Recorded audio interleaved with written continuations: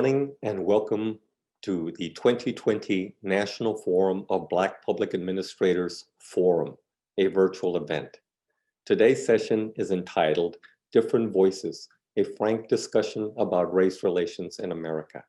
And we have with us three distinguished guests. Good morning. I'm Monica Hudson. I'm a former city manager in East Palo Alto, California, and currently an associate professor at the University of San Francisco.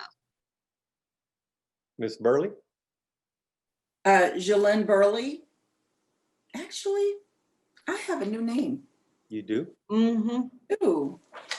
I'm Jolene Jameson, former city manager for the city of San Antonio, former senior executive for CPS Energy, our municipally owned utility here in San Antonio, and currently president and CEO for the Center for Healthcare Services and the past national president for NFBPA.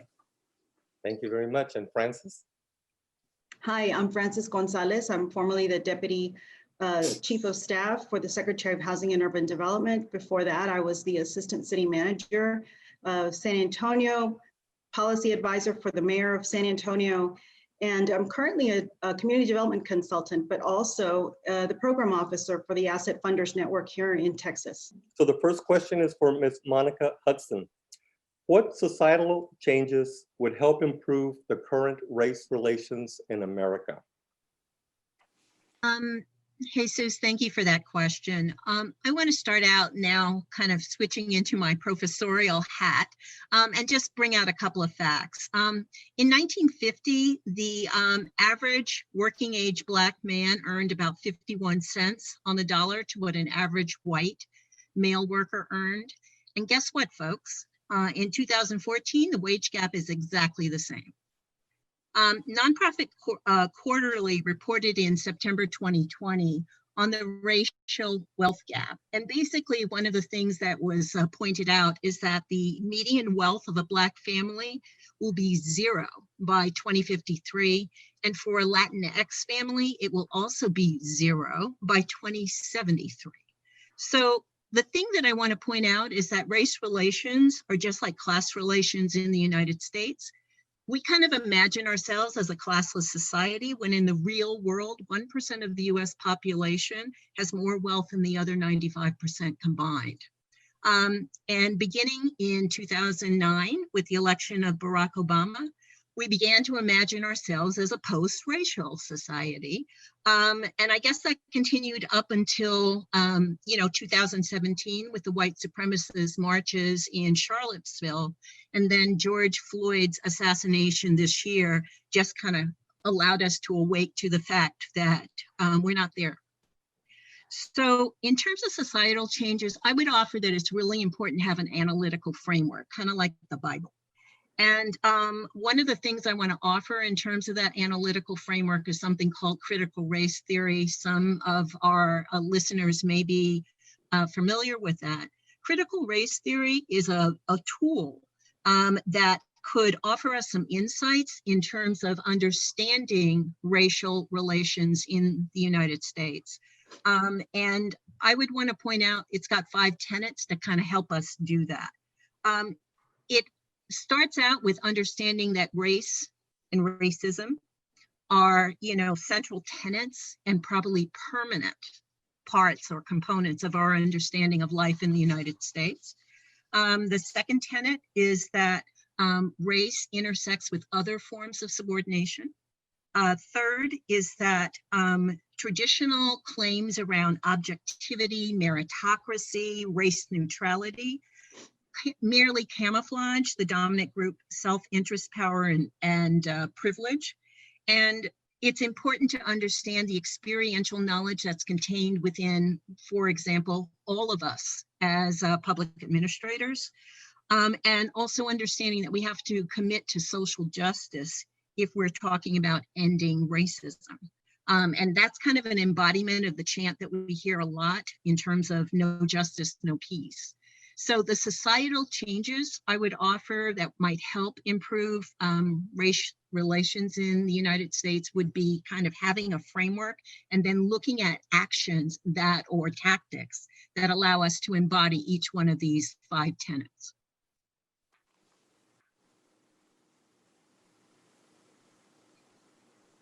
Very interesting. Explain to us how the theory can be maybe put to applicable use by everyday people in the next couple of minutes. One of the ways I think is examining this whole notion of, who do we bring into public administration? And you can look at, the efforts that NFBPA and the Hispanic Network have done to bring more folks into the field. Despite the numbers of people who are attending universities and getting the training experientially, are we rising to the ranks that would, in essence, allow us to assume positions of leadership and power? Or are we getting kind of stymied with ceilings in that process? So that to me is one way when we look at who is in positions of leadership and what are therefore the policies, the lived experiences that they bring to that effort. That would be more reflective of the communities that they serve, not just in the area of like one token Latinx person, one token African American, but with a ability to consistently and systemically ask questions about who's in power. How do our public policies impact the communities that we're in essence serving? I would really offer that it's not enough just to have one person in leadership in a that reflects a community that's being served, without constantly having the power to query what are the systems of power that kind of allow for maintenance of what we are currently seeing. Very good, thank you. Francis and Jalen, would you like to add? So I would say that, the question about societal change is something that has some risk associated with it, right? Because as Monica has articulated, we can't just do the one-offs, the tokenism representation in local government, in any organization. It requires really risk-taking and asking those really difficult questions about who we are and who we represent and who we're working for. And when you think about it that way, it is important for us to incorporate the lived experience.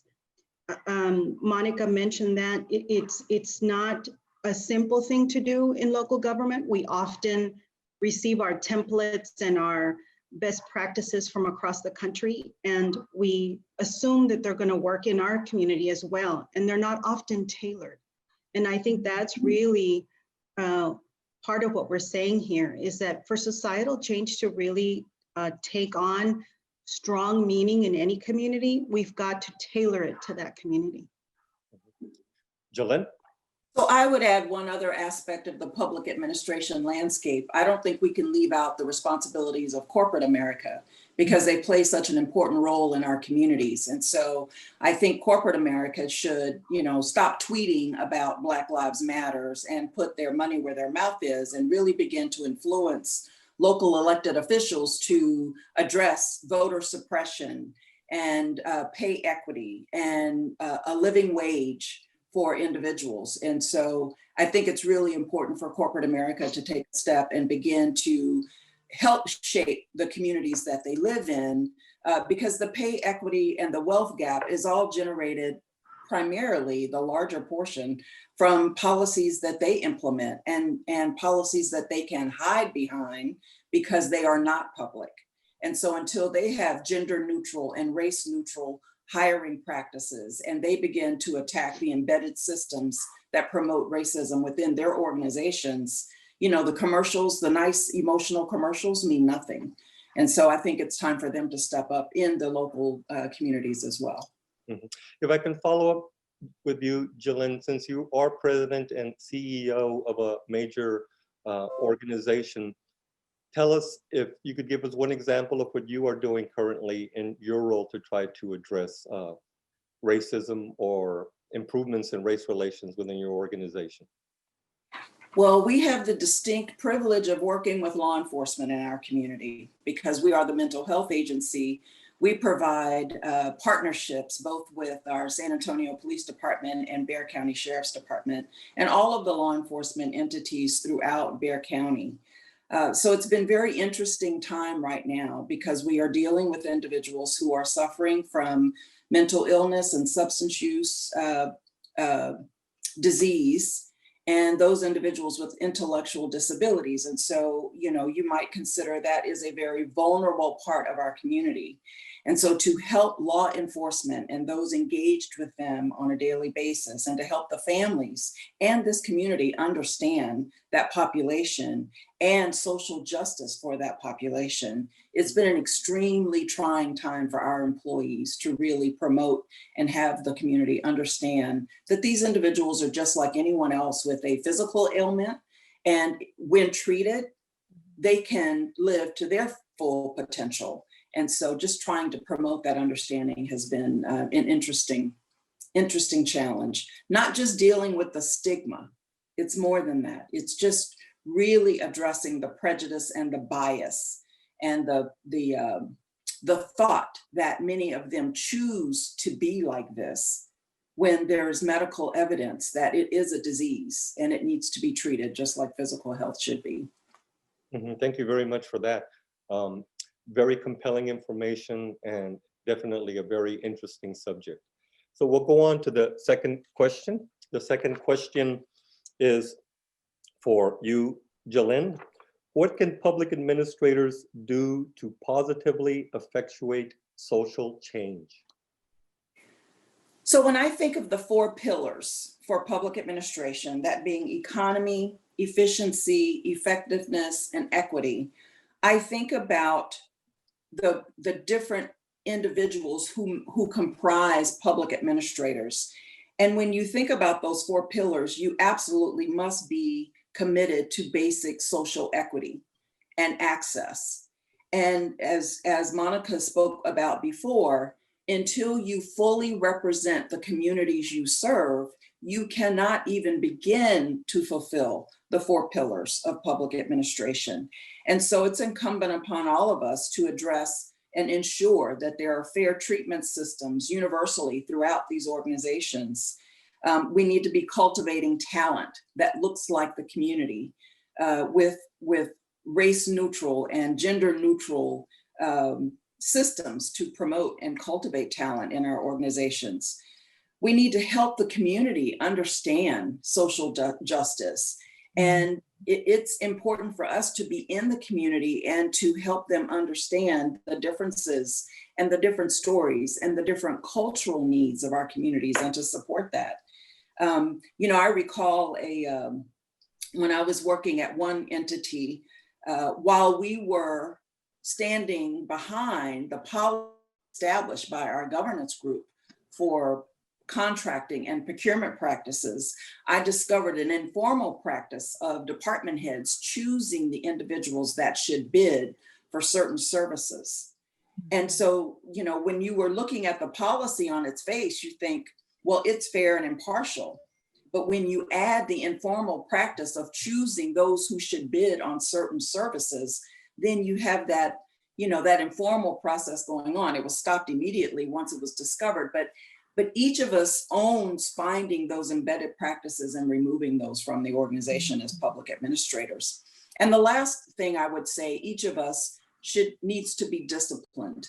And when I say that, I mean in terms of our physical health, our mental health, and our financial health, because we have to absolutely be at our best at all times. And we can't have any one of these getting in the way of us needing to make the appropriate decisions and doing the work as a public administrator for our community.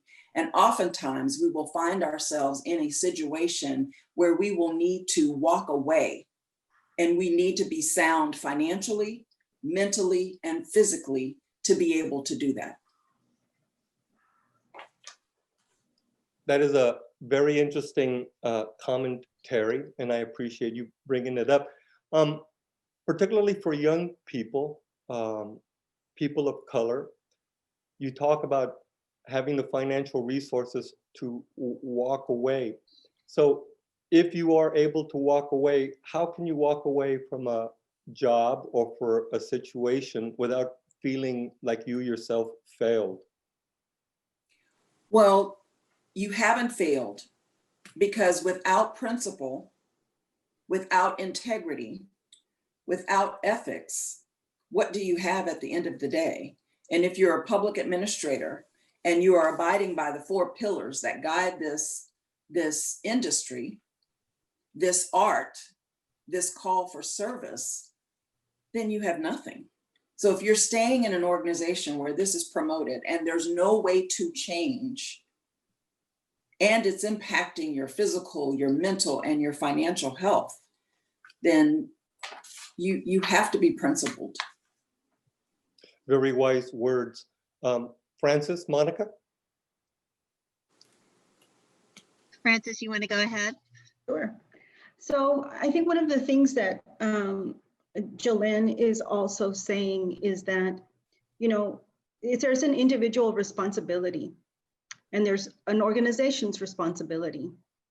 And, you know, sometimes and often they go hand in hand. But many times you are called to look really deep within and say, and ask yourself the question, can I do this? Can I continue to do this in this environment, with this situation, with this sort of focus that is not positive for me or for the community? And it's a hard thing to do, to answer that in the negative, right? Like, I can't, and I've got to move on.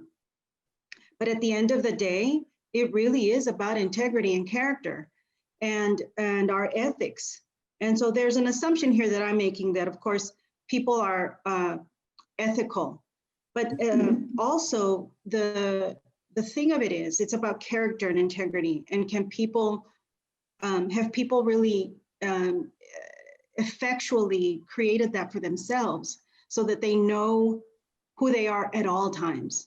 And yes, we ask ourselves these questions, but you know, in public administration, this is really important points to think about very early on in your careers, because you will be tested often.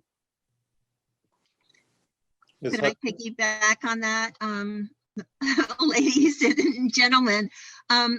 I really was struck in the responses that we just, you know, kind of heard about the individual aspect of that, the personal aspect of that. And I think it's interesting that we know that societal change, which is what this question was about, kind of starts always with the individual. And so I really appreciated the notation of looking at your individual values. I was also struck by something that Jaylene said about, you know, stories and intention. So I just want to say something very quickly about that. I know that when we listen to stories, people's stories, we begin to kind of have the capacity to identify with them. And so this notion of collecting stories and hearing a story that illustrates whatever the challenge is, I think is a real powerful way to effectuate societal changes, you know, to put those stories out there, okay? I think it tends to reduce fears, because when we hear a story, we start to identify ways that, you know, that story brings up are similar stories. And so I really think that that is important. The other thing that I heard both Francis and Jaylene said is this notion of intention, okay? And matching your intention with your personal values. And I think one of the things that came up very clearly for me is this notion of discomfort when we do that, when we see an organization or we feel our organization is not in alignment with our values. I also offer that the organizations that we're in have to be okay with causing discomfort in the larger community. And we're not used to that. In the United States, we're often encouraged just to be comfortable, okay? And I offer that we kind of have to do what we hear about in yoga and various other meditative practices, and that is be able to sit with our discomfort so that we can, in essence, start getting to a deeper level of, analysis, as opposed to that superficial, oh, I feel a little uncomfortable and now I got to move on to make myself feel comfortable. I think that that's going to be fundamental if we're talking about positively affecting societal change. Mm-hmm.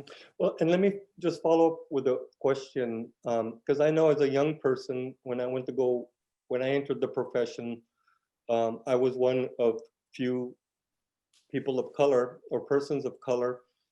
And when I first, even though it was my hometown, I still felt a bit foreign to the entire process. And I think part of it was because I was one of few people of color.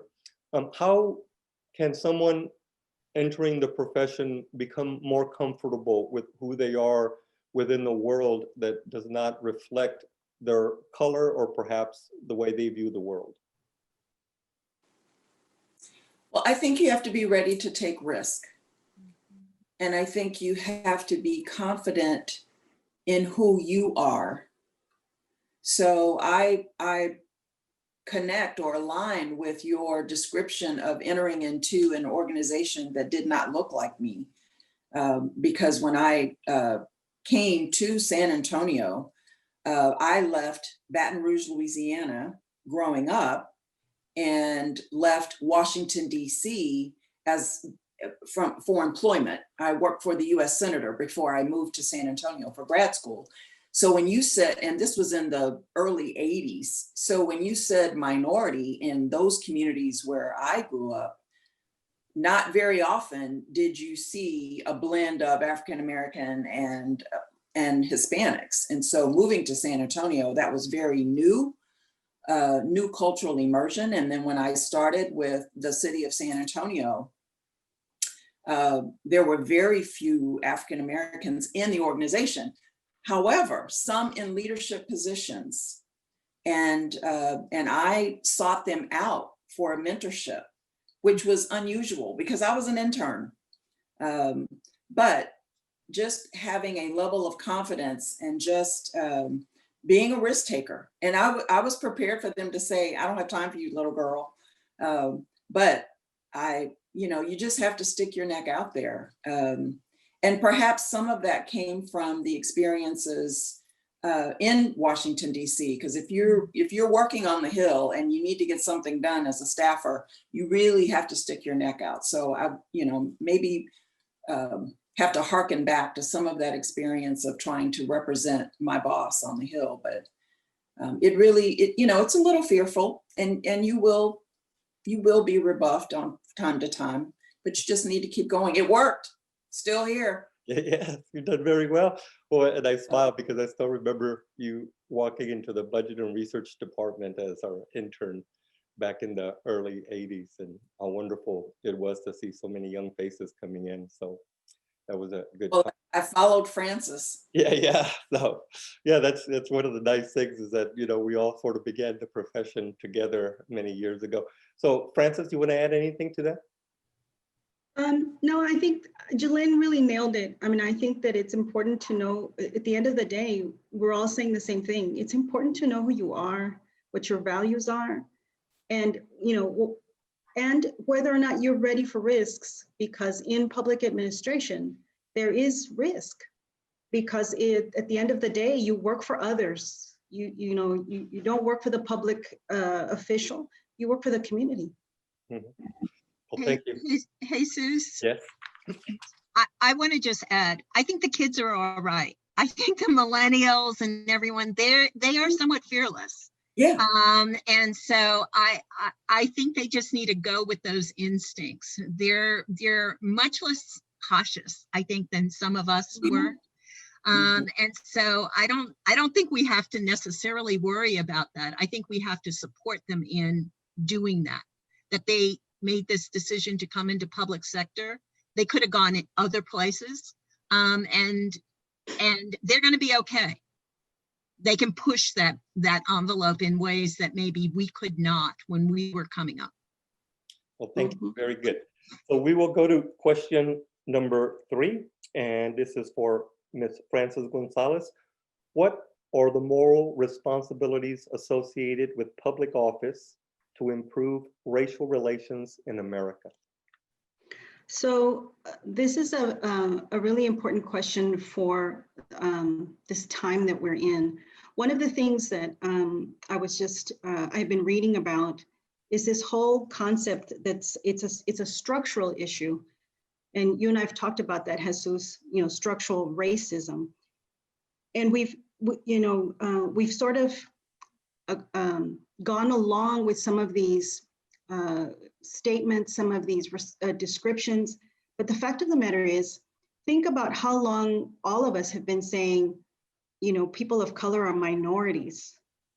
What does that really mean? And think about the impact of that word. And so in many communities in San Antonio, we still say that Hispanics, it's a minority group, and yet we're the majority of the population. So when you think about it's small, but it's not small. It's a large issue, and it's ingrained, it's embedded, as Jillian said, about some of these other items and topics that we've just talked about.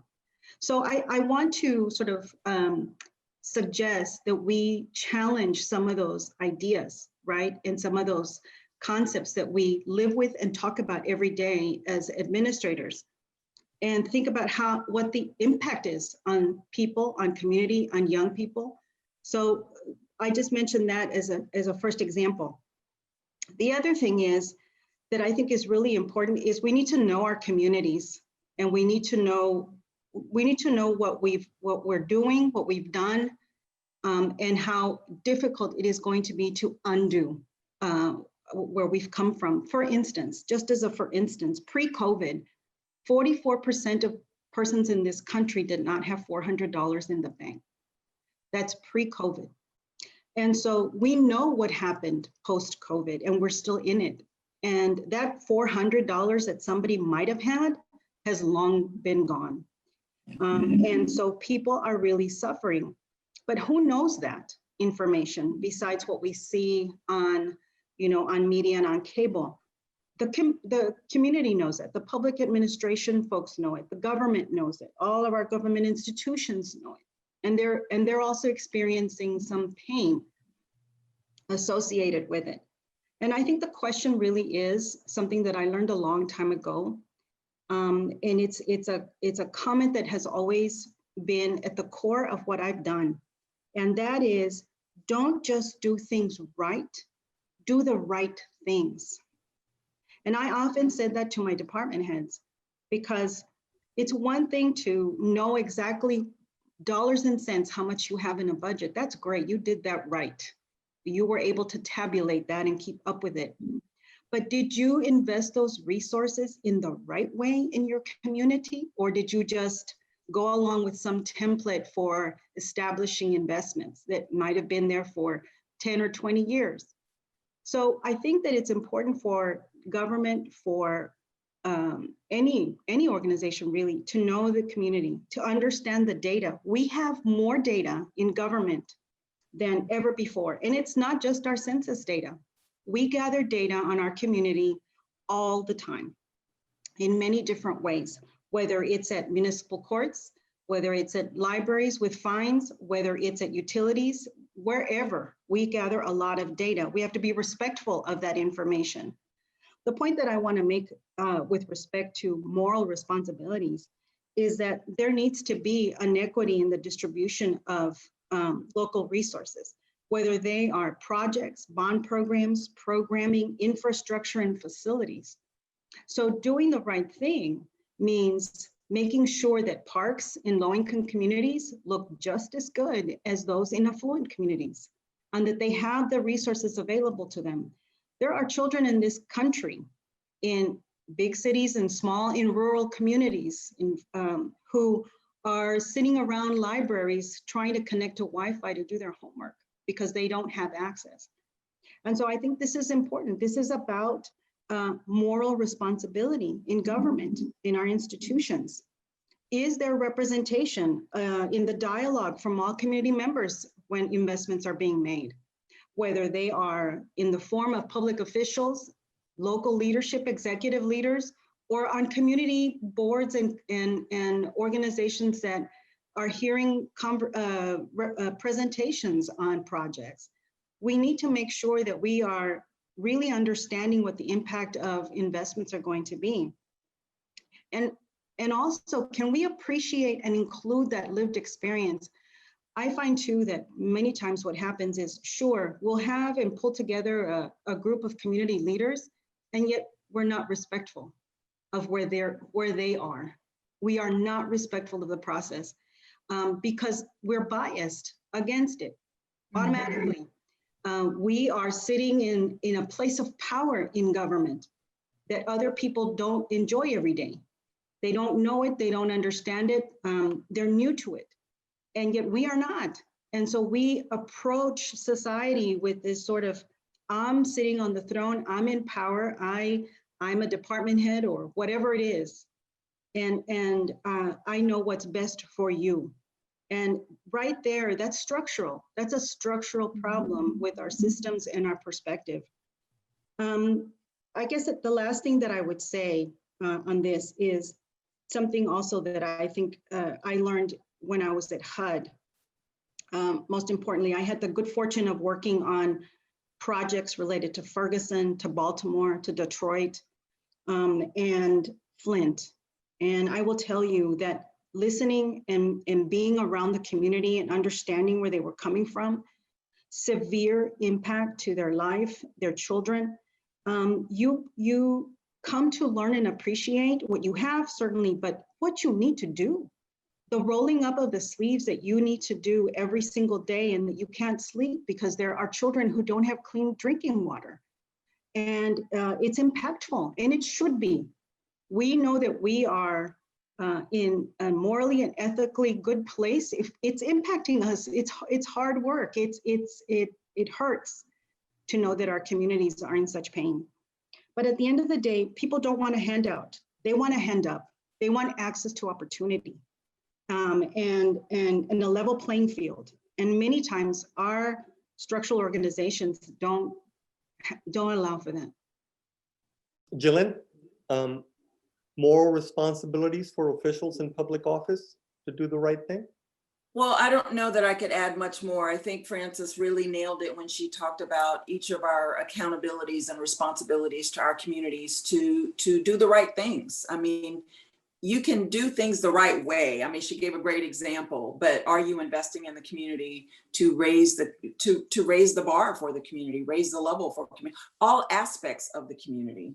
The community I serve has very low education rates, very low college attainment rates. And, you know, one would have to wonder, we lead the country for the largest city with the largest wealth gap. And people around here love to say, we surpassed Detroit, like Detroit is some disease or something, you know, but the reality is for the last 15 years, this community has not invested in its citizens to raise the living wage and the level of wealth for this sector of the community. And now we celebrate being the largest city in the United States with the largest wealth gap. It's not a place where we want to be.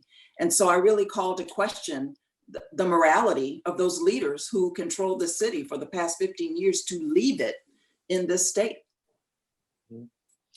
Ms. Hudson?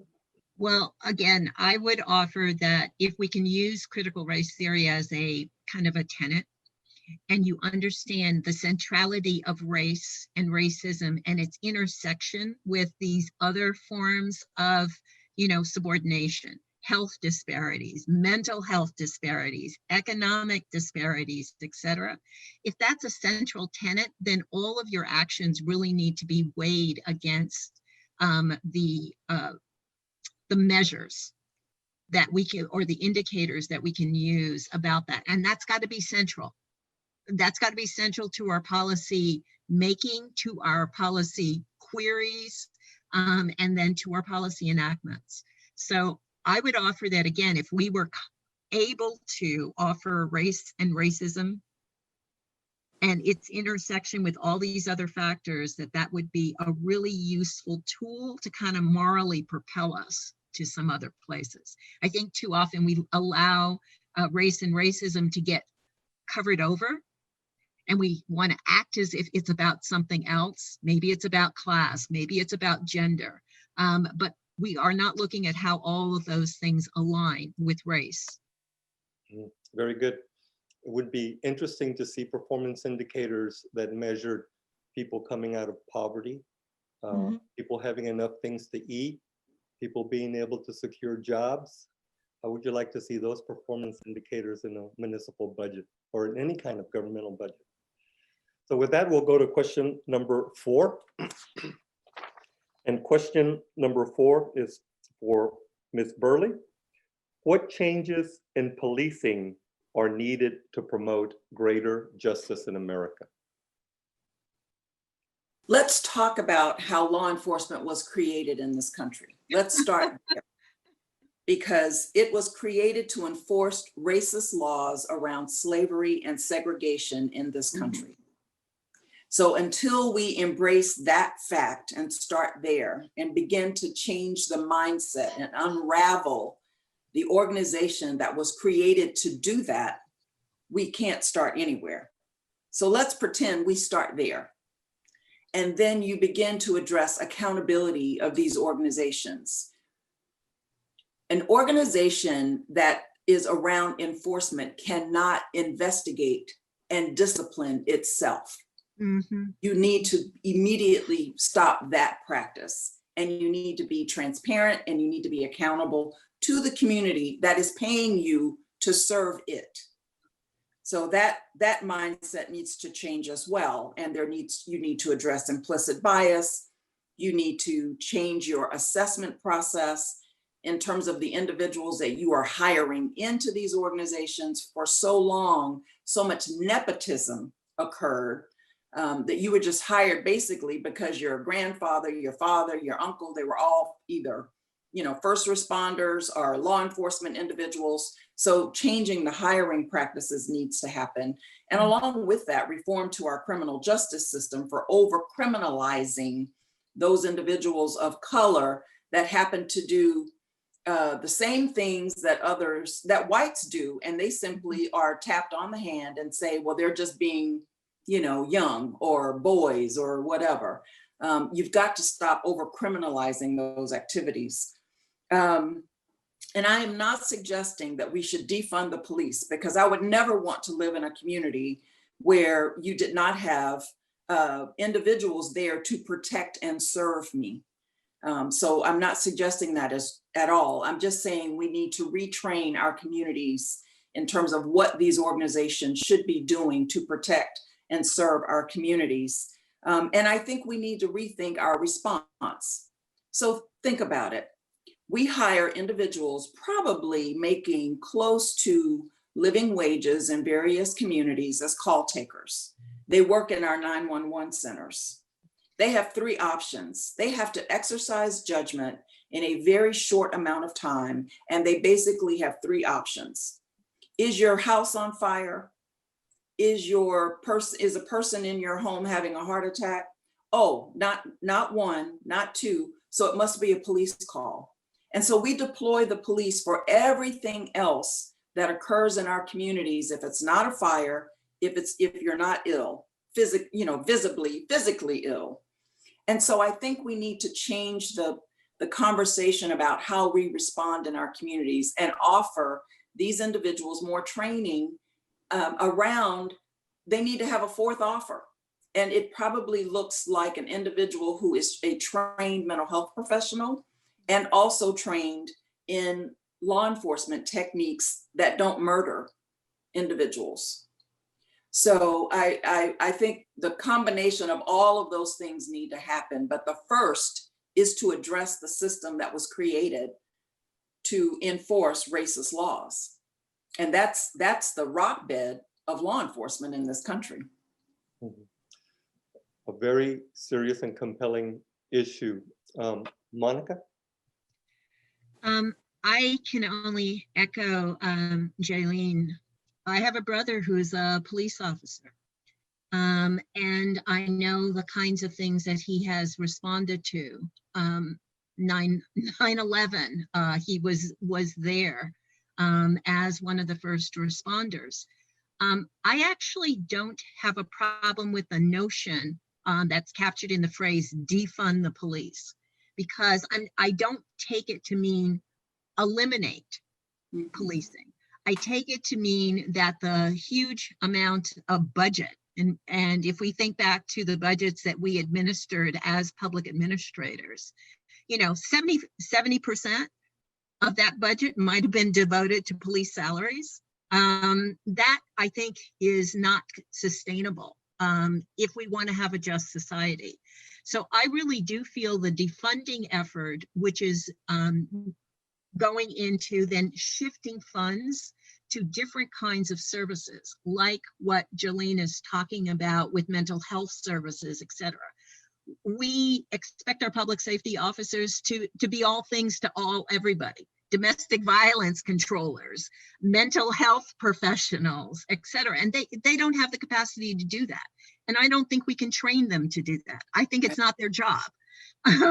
So, just really querying that and really pulling apart the defund the police statement to really look at what it means. In San Francisco, we're really talking about this whole notion of putting more money into mental health from the police department and potentially changing what police officers do have to respond to, as Jaylene is saying, that they shouldn't be used as the catch-all for every single community problem that is out there, because they're not trained and they will probably never be trained to, in essence, be the catch-all for all of these services.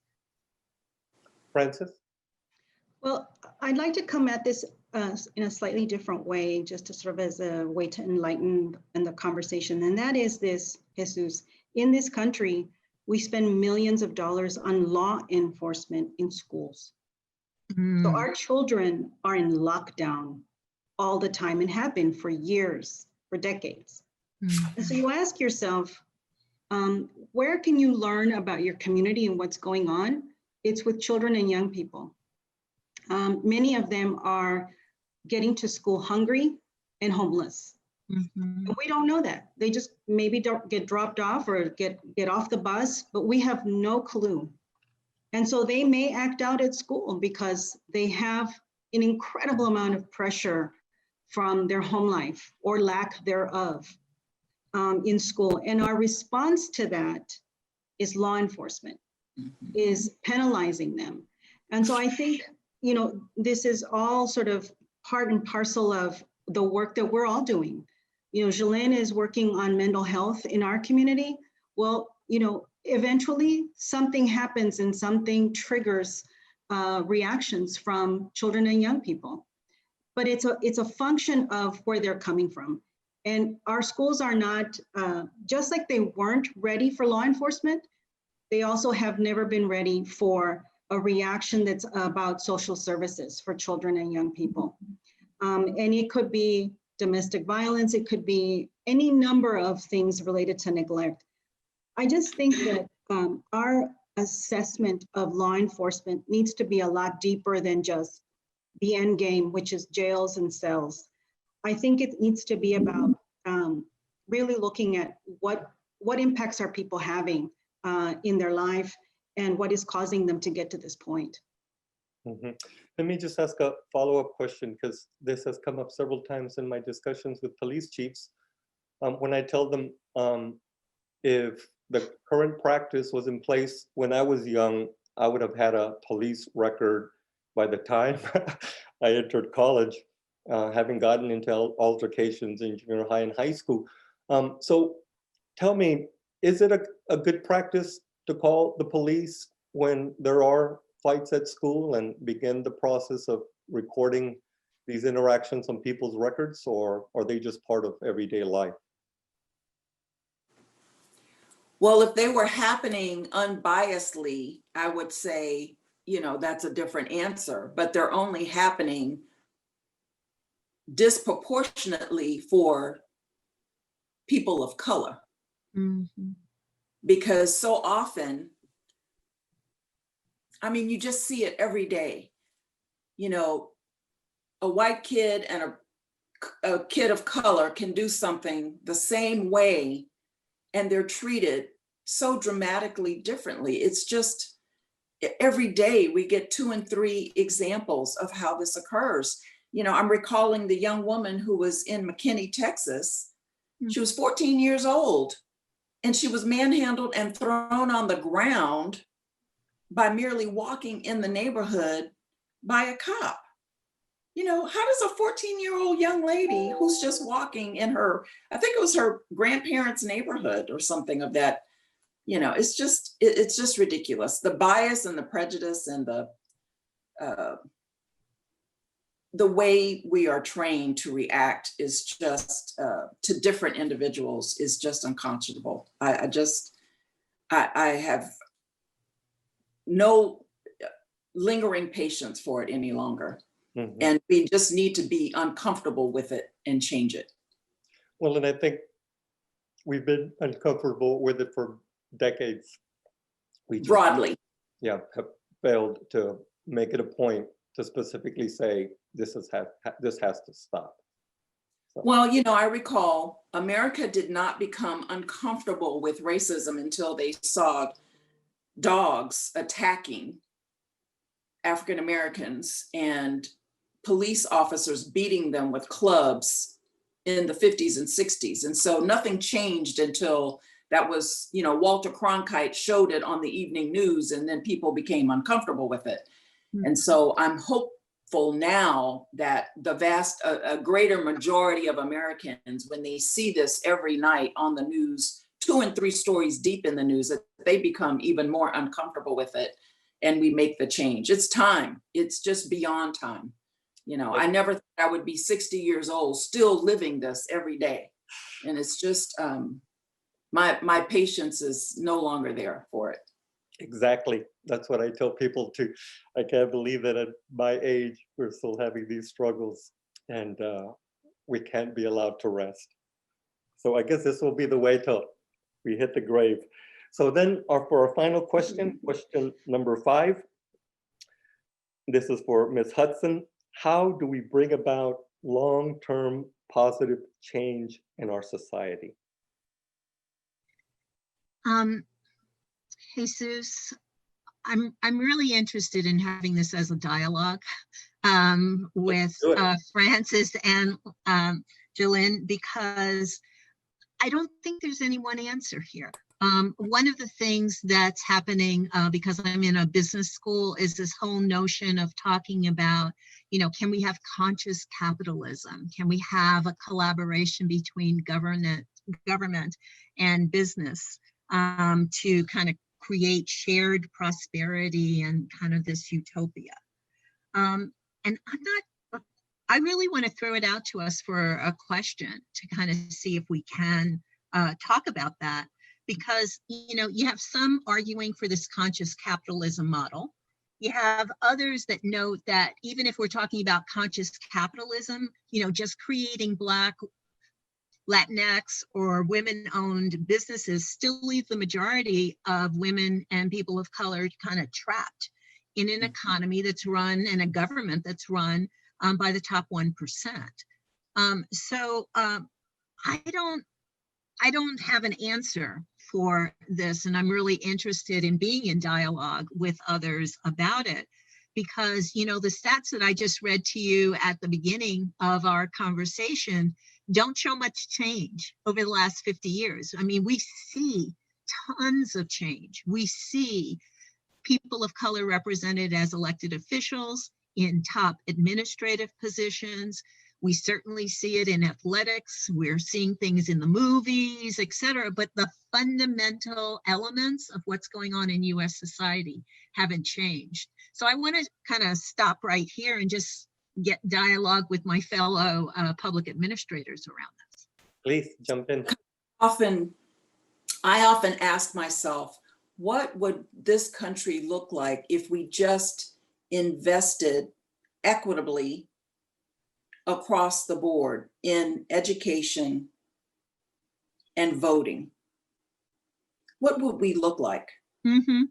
if we just educated fairly and it was a basic right for everyone, regardless of income status, where you lived, just basic education. And we removed all of the barriers to vote. You know, a voting holiday, just made it easy to vote. Let's just start there. What would our country look like? Because I think with those very basic investments, we would then begin to change the individual accountability that is required to move closer and to close the gap on the items that you mentioned earlier in the session, and the individual accountability that one brings with it when they're in that corporate realm. You know, it's fine to make money, but just look around your community. And is it okay for you to continue to be in that 1%? And there's so much poverty and despair around you. You know, it's like pay now, pay later. I mean, I knew that the current president of the United States probably didn't pay taxes, but I'll be damned if I'm happy that he pays $750 in taxes and I look at my tax bill. I mean, that's crazy. So, I mean, that's a separate set of issues, because that body, that being is just devoid of anything that works internally. But just think about the concept of the country if we just invested basically in education across the board, for education that you could use. You know, you're competent and literate and ready for the workforce, and the ability for you to participate in this government. Francis? I'm going to take a slightly different tact here, because I think one of the things that Monica's asking is, what can we do? How do we make changes? So when we talk about structural racism, it doesn't mean that somebody's racist, right? However, we've got to acknowledge, and this is where the risk is and the uncomfortableness is. I don't know for who, but it doesn't make me uncomfortable. But I think that, you know, we've got to ask the questions about, and understand that this is in fact happening every day. There are inherent policies and practices that are wrong. And Jolene mentioned them, Monica has mentioned them, we've talked about them. It doesn't, you know, any organization, any institution. And whether it's access to networks, to funding, influencers, formal and informal gatherings. Just think about that menu I just gave you, and know that in all of the years that we were sort of growing up in this industry, in this business, we knew where we had access and where we didn't have access as people of color, Black, brown, and indigenous. We knew that we didn't have access to all of these social networks or formal gatherings or informal ones. Over time, that came, and it could have come because of tenure as opposed to the color of our skin, right? So we gained access. But when you think about the community as a whole, that doesn't exist. If they're poor, they're not educated, they have minimum wage job, they don't understand the institutions, right? And they're going to be wary of them, and they're going to be unsure of how to coordinate and navigate in them. And so I guess what I'm saying is, we've got to understand that in order to dismantle it, we've got to do a lot of work on the system.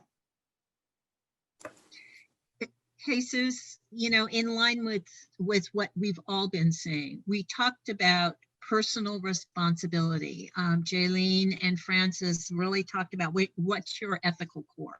What are your values? How does that guide you within institutions? We are talking about institutions that need a change. And, you know, there's a number of institutions that I want to be really specific about. You know, unions, which probably only still exist in the public sector, damn near, are a vehicle. Okay, we've got economic policies that on the societal level could be looked at in terms of universal basic income, worker and community forms of business ownership. But these institutions and policies have to confront structural racism. We can look at why. The United States has, its unions are so weak at this point. And that is one of the ways we know that workers and those at the bottom have been able to confront, the Jeff Bezoses of the world, okay? But they're not willing to necessarily really examine racism. The racism that's built into their union membership, et cetera, and the ways that race has been used to divide workers. They've also not done a really good job of confronting gender inequality, and they certainly haven't done a good job of looking at environmental justice issues. And so we urgently need kind of a holistic approach. That's why I keep, kind of circling back to this notion of critical race theory as maybe one vehicle for thinking about how we marry all of these issues together to try and confront them. I talked earlier about starting with the concept around policing. We need to start with the concept around race. I mean, race was created in this country to separate individuals, initially to treat a certain human being as an animal. But I mean, that whole concept around race was to oppress and segregate and to deny. And so until we embrace that concept and decide that we no longer want to be that, we'll have to continue the fight. I also would say that one thing that we might want to think about is distinguishing diversity from inclusion and equity, right? Because, and that takes deliberate work. And it's a learning and honest conversation. And it's one thing to say, our organizations need to look like our community. And that's important. That's a step, right? And it's a critical step. We need to start thinking about real inclusion and then real equity and investments. I want to compliment this session today because I think two institutions, NFBPA and the Hispanic Network, are trying to look at some systemic ways that we can address these issues, including within our respective organizations. This is a collaboration between the National Forum of Black Public Administrators and the Local Government Hispanic Network, who have worked together for the last 20 years to try to bring greater equity and social changes in local governments in America.